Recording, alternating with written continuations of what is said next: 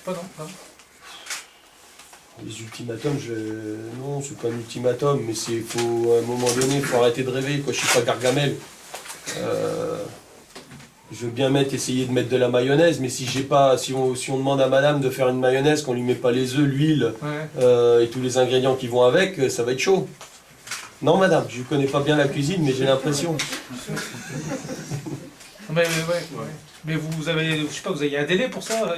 Ah bah c'est le mercato. Et attendez, parce que s'ils arrivent le 30, il va encore falloir attendre, et s'ils arrivent plus tard et que les fédérations veulent pas donner les billets, il va falloir encore attendre un mois. J'ai déjà mis tout le monde au courant, mais je sais pas si on m'a écouté. Ça va être chaud.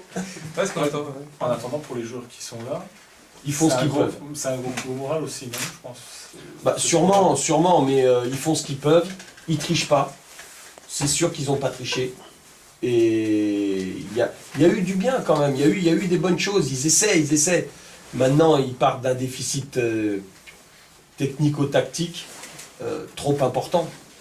Et puis, bon, le physique, je pense pas qu'on ait péché par le physique. Je parle le physique au niveau de la VMA. Par l'impact physique, bien entendu, on n'a pas gagné un duel. Si on ne gagne pas un duel, on ne peut pas gagner un match. Au niveau VMA, ils sont beaucoup mieux. Ou PMA, si vous voulez. Mais ça suffit pas. Il faut savoir aussi amener la tactique, c'est pas compliqué. Il faut amener le ballon d'un point à un autre. Et pas la perdre entre temps. Si on n'est pas capable de faire ça, on ne peut plus parler de tactique. Vous pouvez mettre la meilleure tactique au monde en place. Si on n'est pas capable d'amener le ballon d'un point à un autre et de se faire les passes, ça devient compliqué. Quelque part, c'est paradoxal quand vous parlez de déficit technico-tactique, quand on sait que je pense qu'il y a 8 ou 9 joueurs des 11 qui sont passés par des centres de formation. Où? En Belgique? En France. Mais la France, ça gagne plus rien depuis je sais pas combien de temps. C'est la vérité. On est capable d'aller en Coupe du Monde et de se faire humilier, et de s'humilier nous-mêmes. C'est là où il faut faire attention. Et puis, ils sont passés dans quel centre de formation? Regardez les centres de formation. Qui ils ont sorti ces centres de formation depuis combien de temps? Ils sont passés par Strasbourg. Je ne connais pas un Strasbourgeois aujourd'hui qui est capable d'aller en équipe de France ou de signer un contrat professionnel. Non. Et en plus, ce sont des joueurs qui sont passés mais qui n'ont pas réussi. C'est pas n'importe quoi. Ils sont pas passés. Ils n'arrivent pas de Rennes. Ils n'arrivent pas des meilleurs, de Sochaux, même Auxerre n'est pas capable d'en sortir. J'aurais préféré, moi je dis depuis toujours, je aimerais voir des bons Belges. Parce que quand je vois l'équipe belge, l'équipe nationale belge, c'est peut-être l'avenir. Maintenant qu'ils prennent conscience que ce sont des bons joueurs et qu'ils sont capables de battre, non pas l'équipe de France championne du monde, parce qu'elle n'existe plus celle-là. C'est ça. La France, je regrette, on n'a pas sorti depuis longtemps notre formation. Depuis 98, on s'est regardé le nombril. On n'a rien sorti de très très bien.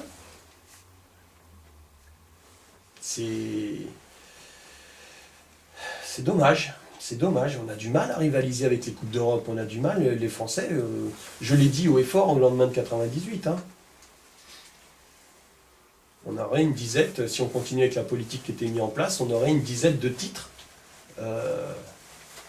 pendant 10 à 12 ans selon le sélectionneur en place. Alors en plus, on n'a pas eu la chance.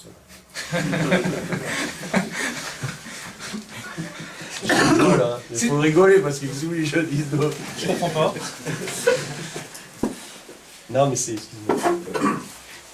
voilà, non c'est vrai, c'est des joueurs qui sortent de centre de formation mais qui sont en état d'échec.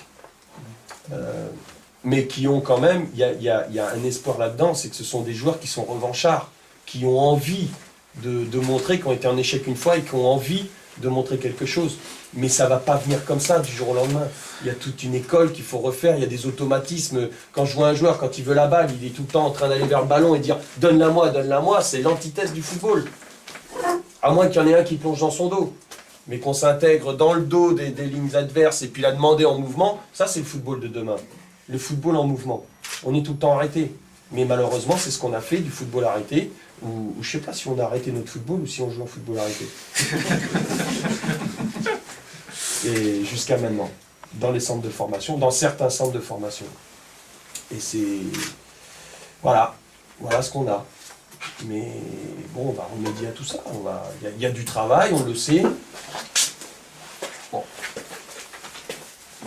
Il faut encore au moins 4-5 matchs. 4-5 matchs. Déjà que les automatismes prennent, que... mais aujourd'hui, il faut au moins autant être exigeant sur la qualité du travail, mais surtout mentalement. Parce que ces joueurs, mentalement, si je vous dis qu'ils avaient un ultimatum, qu'ils ont dormi dans le froid il y a encore 2 jours, dans le froid, couper l'électricité, couper tout, et ils n'avaient rien pour dormir, et que c'est hier qu'ils ont déménagé pour aller au chaud, je vous mens pas. Même à la Meuse, je mens pas. Autant j'ai essayé de m'en sortir l'autre fois que là, c'est la vérité. Non, c'est vrai.